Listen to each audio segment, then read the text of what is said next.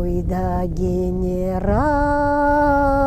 да майор, отпусти меня домой.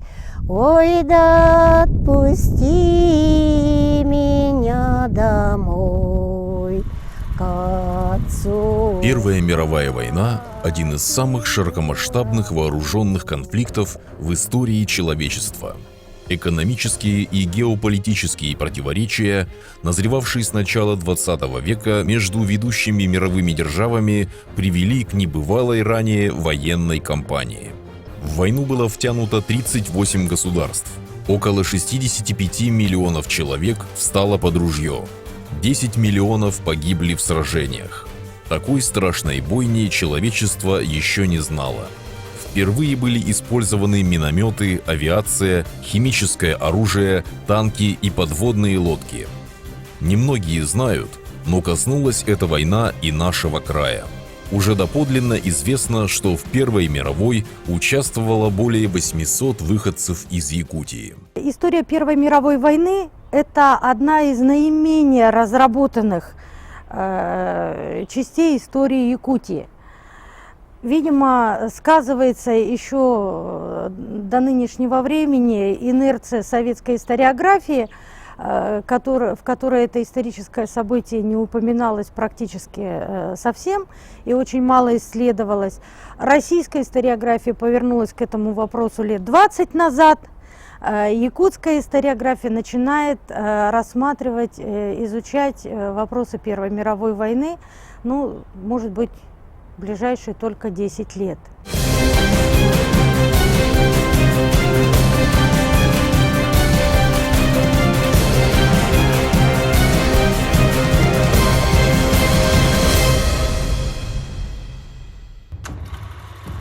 1 августа 1914 года Германия объявила войну России. И это вызвало самый настоящий патриотический подъем в российском обществе. Эта война, ее вообще-то называли Второй народной войной. То есть Первая народная – 1812 год, а это народ считал Вторая народная война. Когда здесь в 15 году возник Народный комитет по оказанию помощи участникам Первой мировой войны, то есть солдатам и для организации помощи, заема, известный общественная деятельность Ксенофонтов его возглавил. Якутия довольно-таки установили там сумму 50 копеек, но то эту сумму обязан, допустим, заплатить. То есть чем могла, далекая наша республика помогала. В Якутии представители коренных народов на действительную военную службу не призывались. Всеобщей мобилизации подвергались крестьяне, казаки и ямщики, русские или те, кто считался русским. Так получилось, что самое большое число рекрутов на эту войну было призвано из Хангаласского улуса, точнее из ямщицких сел, составлявших основную часть Приленского почтового тракта.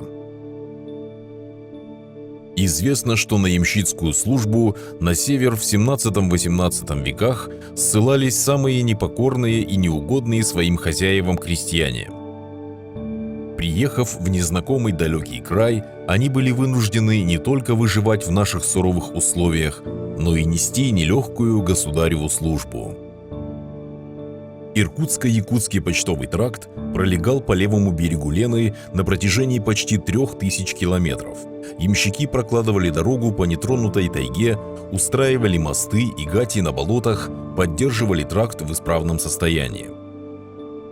Чтобы выжить и прокормить семьи, освоили таежную целину, обустроили пашни, сеяли хлеб.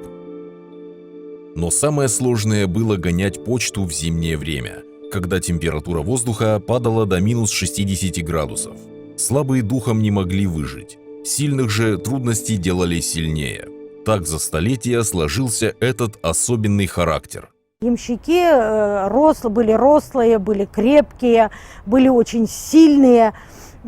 Поэтому, конечно, способствовала их деятельность, потому что фактически выехав из населенного пункта, они на станции оставались один на один со всеми проблемами, какие только могут возникнуть. Поэтому, естественно, человеку нужно было и физическую силу иметь, и такой острый живой ум сообразительный, чтобы, ну и храбрость, конечно, потому что вот когда рассказывают, как они ехали зимой, особенно одна бабушка нам рассказывала, это во время Великой Отечественной войны Ямскую гоньбу гоняли женщины и подростки. Вот, и она рассказывала, как она ехала зимой, и кругом волки, и, в общем, вот какого страху она натерпелась. Ну, можно себе представить, что, наверное, и взрослому мужчине-то нелегко. А в руках один кнут, больше нет ничего. Ямщики и крестьяне Приленского тракта никогда не освобождались от воинской повинности. Выходцы из этих мест участвовали во всех военных действиях, которые вела царская Россия. В 2013 году по инициативе якутского отделения ДОСААФ энтузиасты города Покровска начали заниматься поиском и восстановлением имен своих земляков, участников Первой мировой войны. Работу начинали с сотрудничества с сельскими библиотеками, с поиска родственников фронтовиков, с редких, чудом сохранившихся материалов. Когда мы начали эту работу, были удивлены, что очень много участников Первой мировой войны. Мы нашли на сегодняшний день около 20 кавалеров Георгиевских крестов, 5 офицеров царской армии и 450 участников Первой мировой войны. Цифра постоянно увеличивается. Когда вот начали эту работу мы проводить, мы поняли очень интересные судьбы людей, очень много подвигов. Мы не знаем, сколько людей погибло. В основном Первой мировой погибло самые лучшие.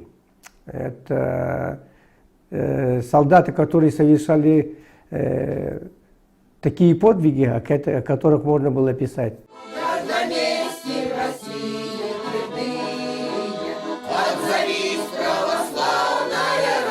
Село Исид. Здесь, на противоположном берегу, есть местечко Солдатка. Именно отсюда увозили на барже мобилизованных со всего Улуса на ту войну. Простых крестьян и ямщиков из далекой Якутии ждала небывалая прежде война.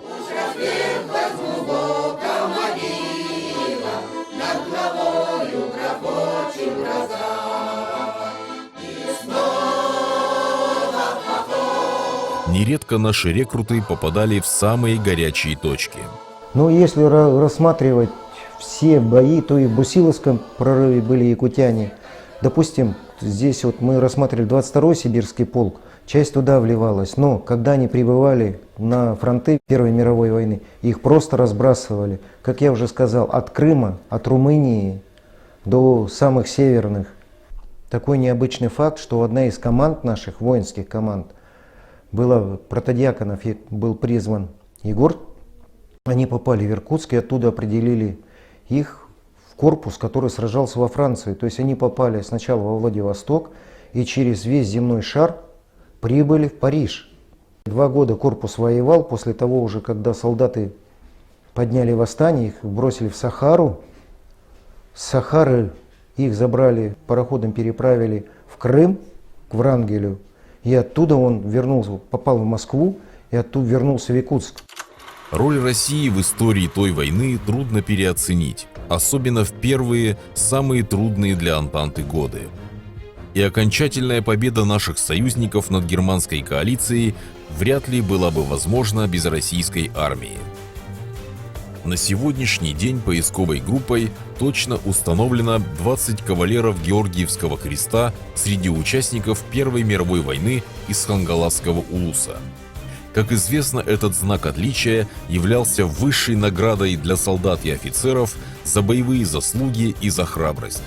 Заслужить солдатский Георгиевский крест можно было только совершив боевой подвиг.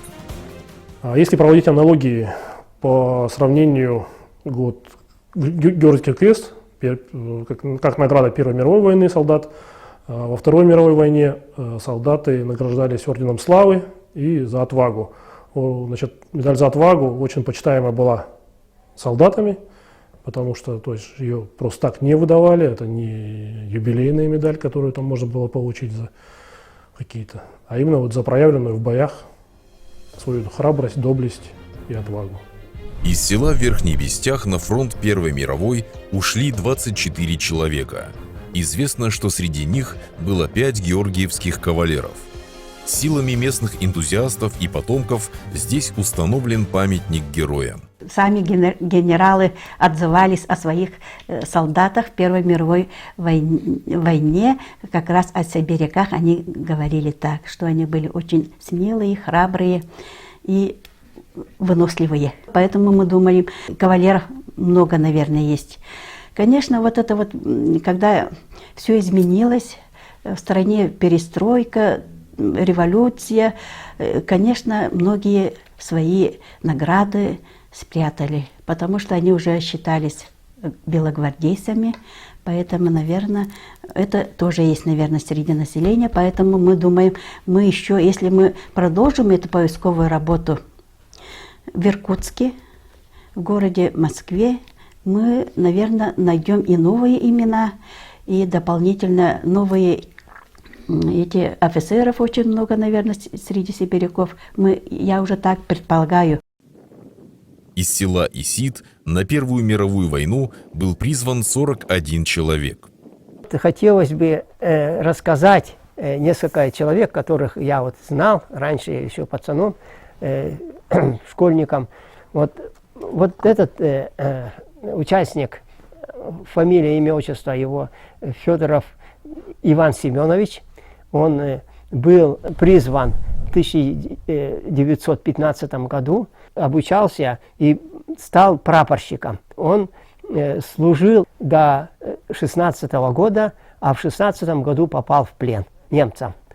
И был он у немца-фермера до 20 года. Он научился у фермера механизации, и вот когда образовался колхоз Висития Кальвица Леонгарда, он там смастерил маслобойку, делали масло.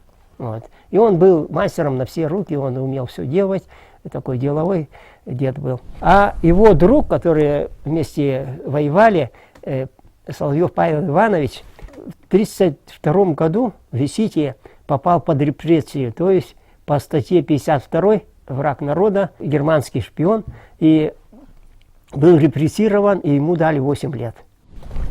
Федоров Михаил Степанович. Ну, о нем очень мало знают, он рано умер, он был гармонистом, и на войне тоже. Он после войны был писарем. У него было 6 детей, 3 мальчиков, и 3 воевали в Второй мировой войне. Вот это моей бабушки родной брат, Соловьев Александр Прокопьевич. Он воевал в Первой мировой, у него был крест, он мне рассказывал, я его хорошо помню, с ним разговаривал, ну, еще школьником. Он умер на 75-м году жизни. Он мне говорил, что я был унтер-офицером, у меня был крест, но я потерял его. Мой дед, родной мамин отец, Добрянцев Семен Дмитриевич, он воевал и в 17 году участвовал в штурме Зимнего. За храбрость и активность ему подарили вот винтовку и 200 патронов. Федоров Ефим Григорьевич, он был грамотный, у него было 7 классов образования. По тем временам это почти высшее образование. Он был на войне Первой мировой, но я с ним много раз сталкивался на сенокосе. Он шел с охоты, у него было ружье иностранное и много уток, больших уток.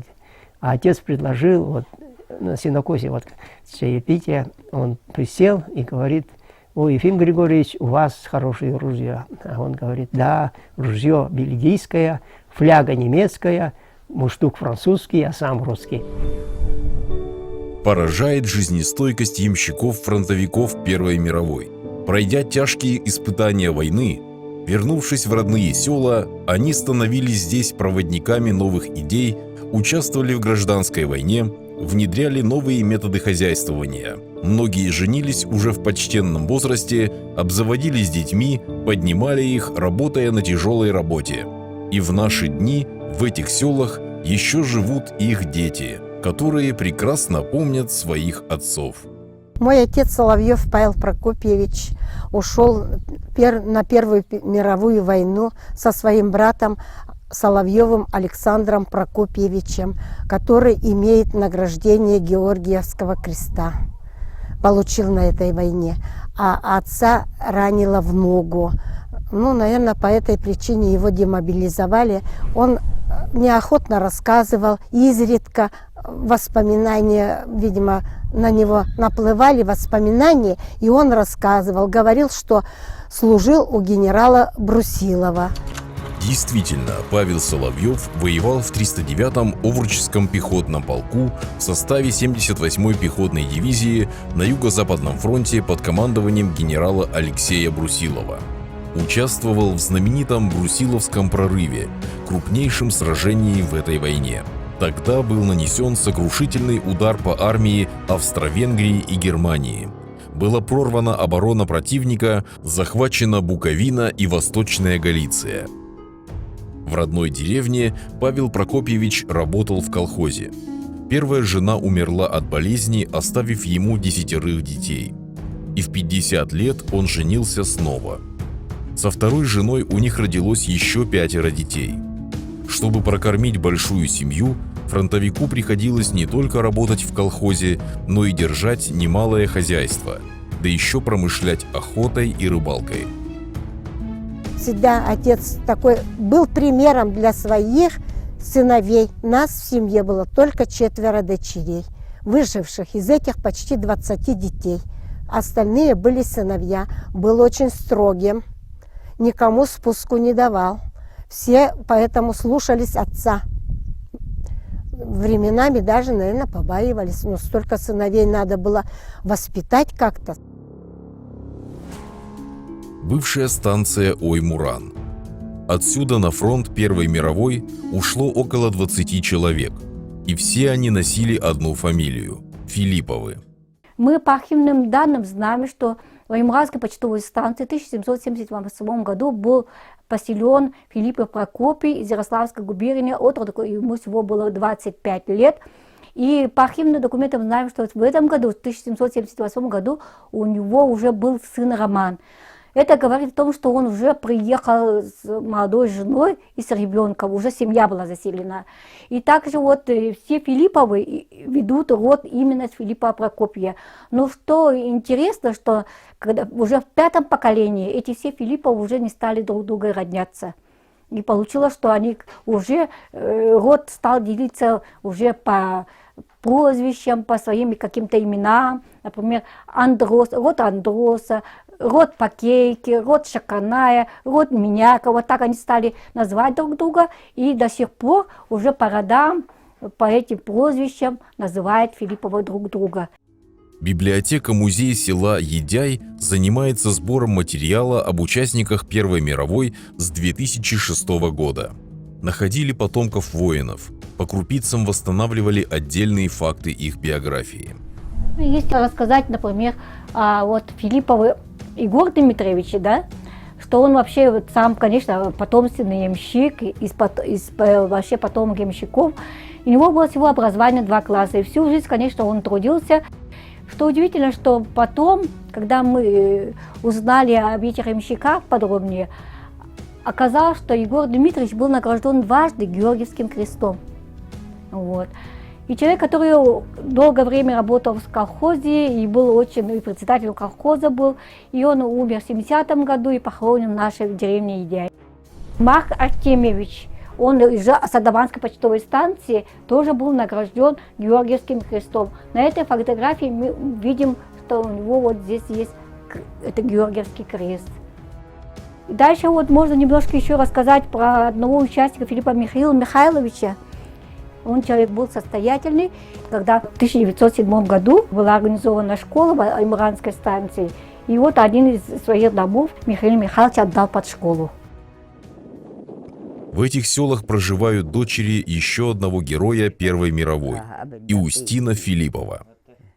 Мой отец 1895 года рождения. Он, про войну он рассказывал, что я мало помню, когда мы маленькие были, он еще умер. Ну, лет 13, так. Ну, у него ранение было, это хорошо помню. Вот тут глубокая такая яма была. Он сказал, это на войне осколком ранило. Спокойно, тugay bakay papam ete. Ülehit bolla. Bu vaktir davıta dağını, kastir davıta dağını, brigadir davıta dağını, zvenovod davıta dağını, баратыгар кругом тиллерете. А потом под старостью он делал всякие эти лопаты, сани для колхоза. Тогда трудодни давали. На пенсию вышел, тогда пенсия была у них 12 рублей в месяц. И давали этими самыми зернами, мясом, молоком давали. Вот на это вот жили.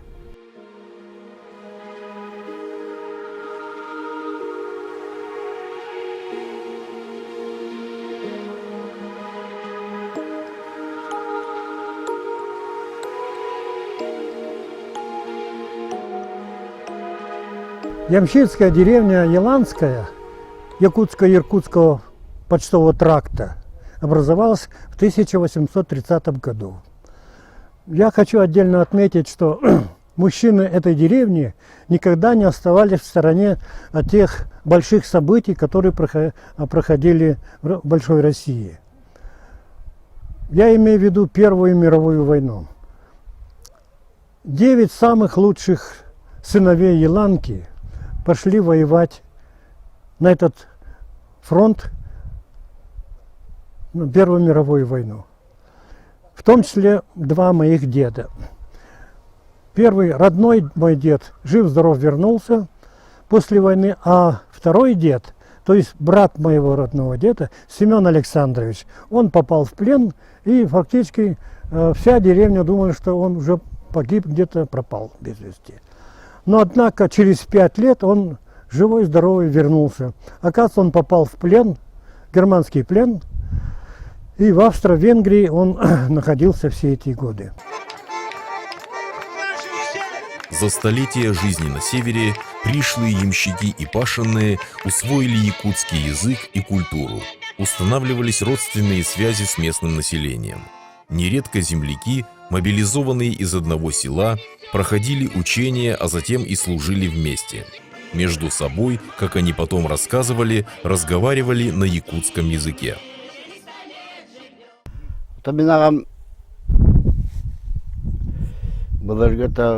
Сереге бар дады, у меня дерети биттерете. Мантан элбак кихти битте онно.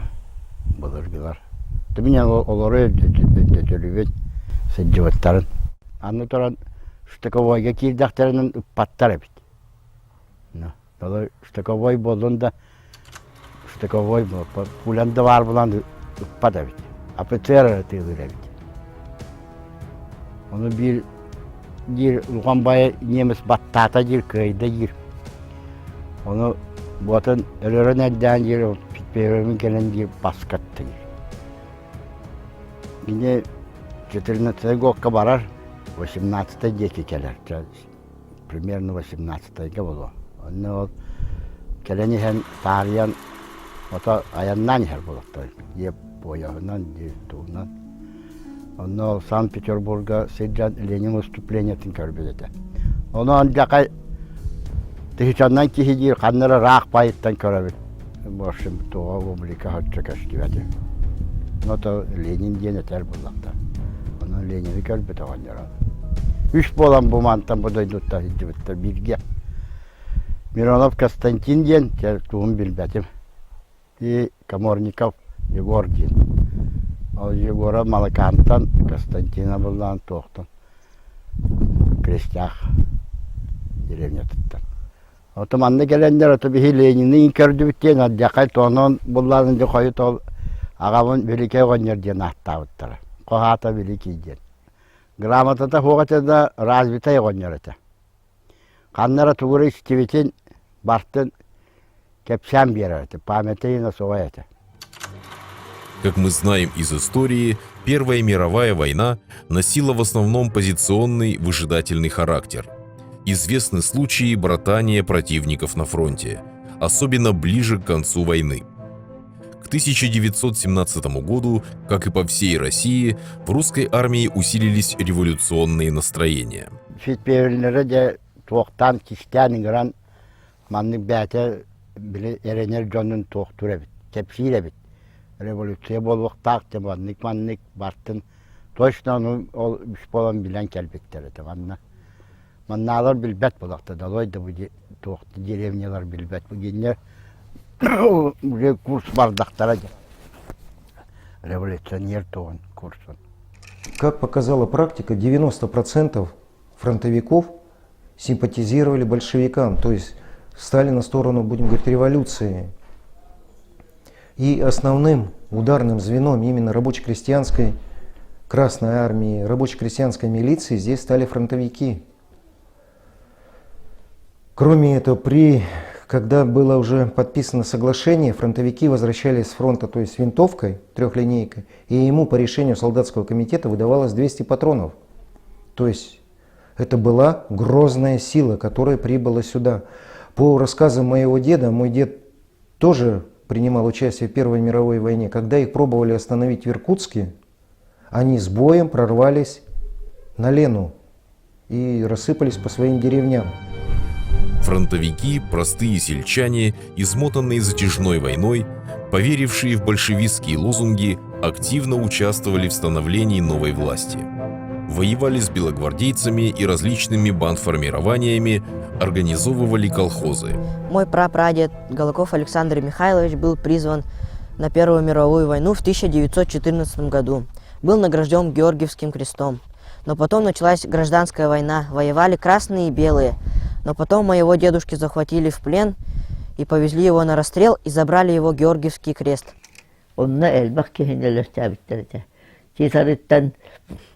Min ağam bıratın, yalan kattan, bulgunyak taktın, toyan arıttan, tuaktan yalan kattan, bu besaktan. Onca kihin ağalanlar bu manna bu kotu öçük bağırıca. Ce öçüğe bulurgu. Ol öçük tula turur tamalar ıtıgalanın olursa bitir. Рассказывают, что тогда Александра Голокова спас от бандитской расправы улусный голова Василий Ксенофондов, который привез прошение, срочно собрав от сородичей 500 голосов в защиту своего земляка. Многие ветераны Первой мировой были людьми незаурядными. О них до сих пор ходят легенды среди местных жителей. Петров Григорий Ильич, вот дважды кавалер Георгиевского креста, он умер в 1965 году. Я его знал в возрасте 84 года, он умер. Знал его хорошо, в его семье бывал. Был очень высокий, здоровый, статный, сильный человек, 2-метрового роста. В нашем селе, но у нас обычно по-якутски мы общаемся. Родной язык такой бытовой якутский. Лекай гонер диллер, лекай. Но это крупный сахатый. Вот он был призван в первые годы мировой войны и находился там фактически до окончания войны. Но он, значит, по рассказам, как физически сильный человек, вот, получил награды за героизм, за храбрость и удачные штыковые бои. Но в то время, значит, вот штыковые бои специально организовывались, стенка на стенку. И, конечно, вот физически сильные люди в этом преуспевали. Василий Михайлович, еще один участник Первой мировой войны, это друг детства нашего деда. Мы постоянно с отцом у него ходили в гости, когда проверяли заездки, они жили на отшибе от деревни подальше. И заходили греться туда. Ну и старик с бабушкой за чаем, и дед рассказывал во время этой войны, как они штурмовали Шипкинский перевал, как они форсировали приток Дуная, Рымник и так далее. Но он называл географические имена, значит, в Болгарии, в Румынии, в современной. И вот я после его рассказа, как раз в 6 классе мне подарили географический атлас. И вот сверял его рассказ с географическими названиями, речками, реками, притоками Дуная, городами. И точно совпадали. И он вот ставил стога, интересно. До 90 лет старик вручную косил, сам стоговал. Он умер в возрасте 96 лет, в 85 году. В 86-м, то есть 96-й год. И вот эти стога он делал как ромбики. Днище очень маленькое, потом вот таким, потом тоже как ромбик. Но мы в детстве даже удивлялись, как он стогует, но стог не падает, потому что днище маленькое. И потом я несколько лет назад побывал в Румынии, и там точно такие же стога стоят. Оказывается, дед перенял опыт, как стогуют европейские фермеры. В селе Синск старейшины еще помнят Ивана Андреевича Алексеева, долгожителя, старика богатырского сложения, меткого стрелка и удачливого охотника. Иван Андреевич был участником 2 войн – русско-японской и Первой мировой. Он как рассказывал, его вот там травили эти немцы газом в основном, и много народу, солдат умирало от газа. Война была такая тяжелая.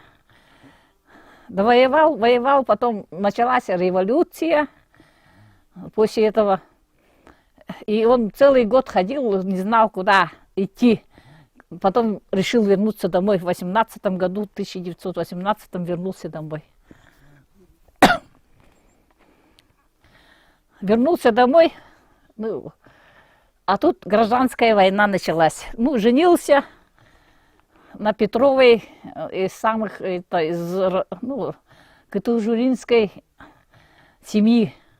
Детей много было у Петровых, и вот одну, Екатерину Николаевну сосватал. Он был здоровый, крепкий мужик, ни разу не женатый. Что делать, семью решил создать. А ему было где-то 60 или под 70. Но он крепким мужиком сильным был.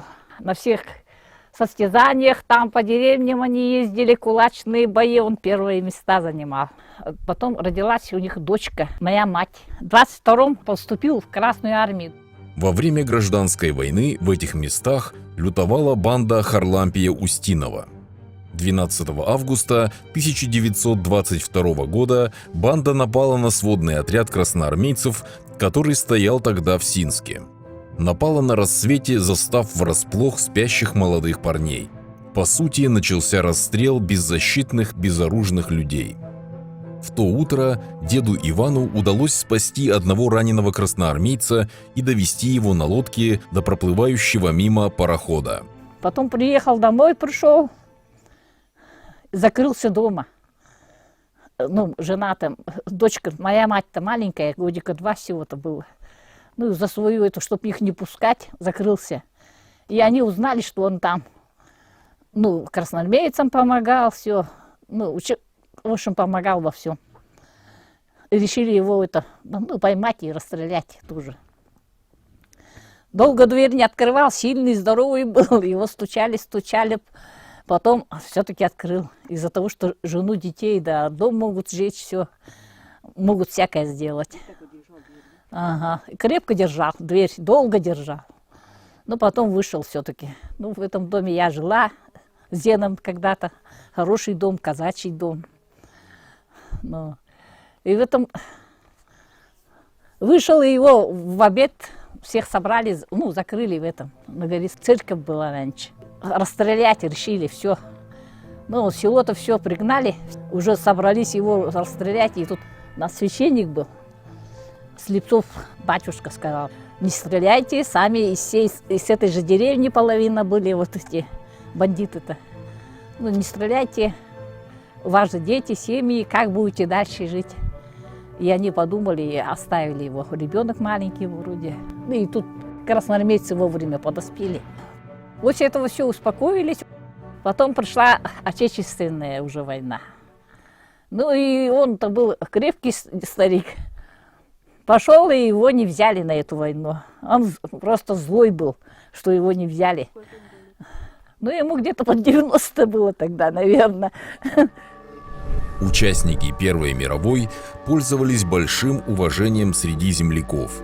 Их избирали председателями образовавшихся тогда колхозов, немало было среди них грамотных людей.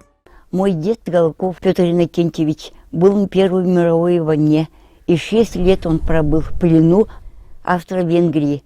И оттуда пришел, такой он молчаливый был. И он кончил приходскую школу, поэтому считался, что очень грамотным и обучал неграмотных людей. К нему все приходили писать. Его почему-то всегда звали батя. С уважением относились к нему. Он работал в таких работах секретарем, вот, и сельпо вот, работал, и воспитал вот 3 дочерей и вот моего отца, который погиб вот под Сталинградом. И очень был уважительный, и тоже очень мудрый, многословный, он мало говорил, тоже поздно женился на такой, первая жена умерла, и на второй вот женился на бедной такой женщине. И вот родились дети, и я вот... И он никогда не рассказывал, говорил, не надо вам войну узнавать, зачем вам это, сейчас войны не будет, сейчас другое время.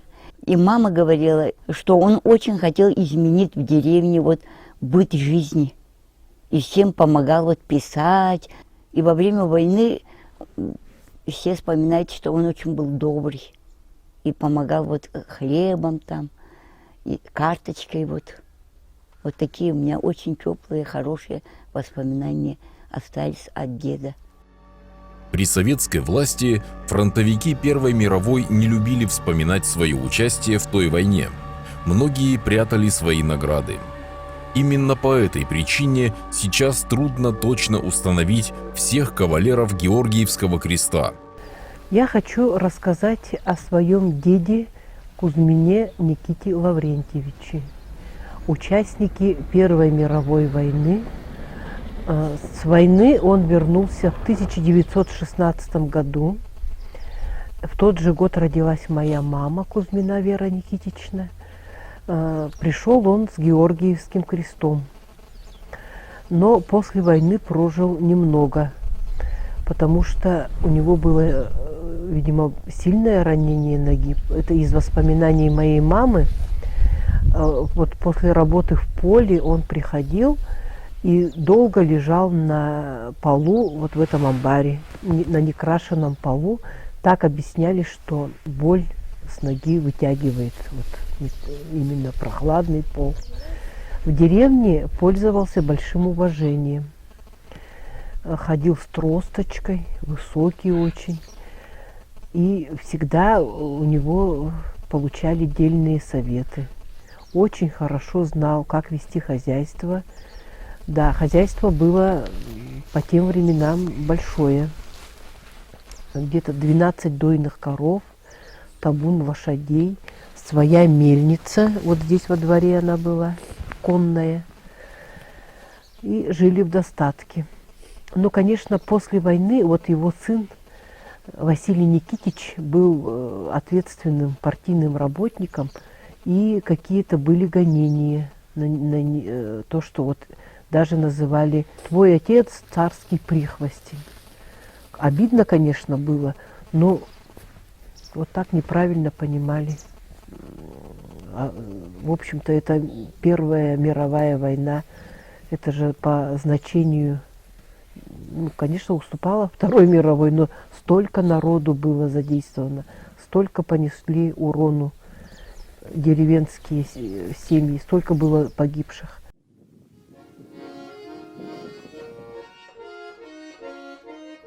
В этих местах нет деревни, где старики не помнили бы еще тех героев, что воевали и в Японскую войну, и в Первую мировую. Помнят и поют рекрутские песни тех лет. Там соловей весну встречает, он будет петь не для меня. Там соловей весну встречает, он будет петь не для меня, а для меня кусок свинца.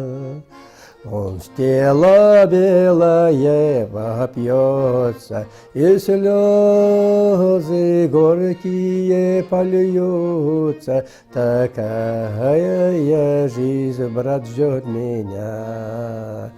И слезы горькие польются. Такая жизнь, брат, ждет меня.